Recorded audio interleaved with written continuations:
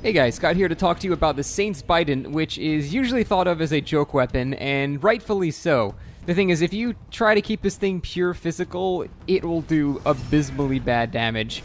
However, because it has innate faith scaling and it can be buffed, this weapon is made to have Dark Moonblade on it. In fact, I can't imagine any other build that doesn't involve Dark Moonblade. It is meant for it.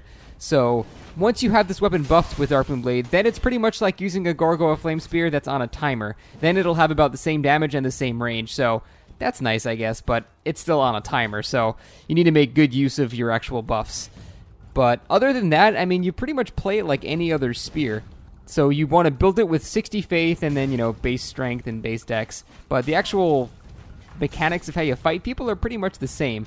I generally like two-handing spears because the two-handed moveset, the initial attack comes out faster, but a lot of people prefer the one-handed moveset because while the initial R1 comes out slower, the second follow-up R1 comes out faster. So it depends if they're rolling into you, then the one-handed might be better because it comes out quicker. If you're just trying to get quick pokes in, which is what I like doing, then the two-handed is probably better as well. Other unique things to know about this is the charge weapon art. While the hyper armor does behave like all the other charge hyper armor, it is not worth using ever.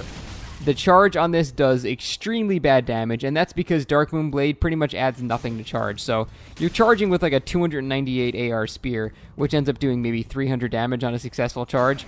You can do more with two regular R1s, and it's way less risky. And even if you traded with like a greatsword hit, you'd still lose the trade. So there's pretty much no reason to ever use charge on this weapon art unless maybe you're using it as a wake up and they're rolling backwards or something like that. But charge does not benefit from any weapon buffs like at all. It gets very, very minor bonuses. I actually compared damage on the Firekeeper. The initial hit of the charge did 160 with Dark Moonblade and like 144 without it. So it adds like 16 damage a hit. It is not worth it. So other than that, you're just going to want to do a basic hit and run generic spear playstyle. I mean, I can't pretend like there's more to do with this weapon other than that. You just need to know how to build it and how to not use charge. But other than that, I mean, just play like a normal spear. Using shields are great with it, but I mean, this can be said for any spear video, and this is about the same Bident. So really the two things you need to take away from this are do a faith build, 60 faith, and whatever strength and dex you can afford, and then don't ever use the charge on this thing. It is almost never worth it unless it's a guaranteed wake up on someone who you know is stupid and rolls backwards. That's about it. I know I've advocated charge for trading with hyper armor weapons, and that would be true if it did damage to outtrade even a single hyper armor hit, but it won't.